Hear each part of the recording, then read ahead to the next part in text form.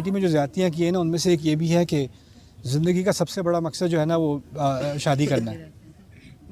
अगर बच्चियों की तालीम हो रही है वो इसलिए कि रिश्ता अच्छा आएगा।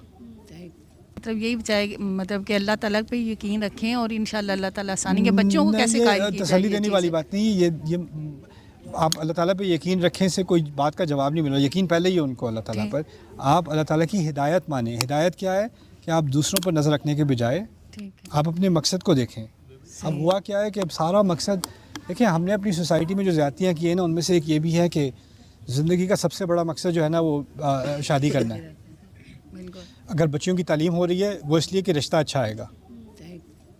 यानी वो एक पहाड़ी है दुनिया में जिसकी उसके ऊपर तक हमें पहुंचना है। वो पहाड़ी क्या है? शादी।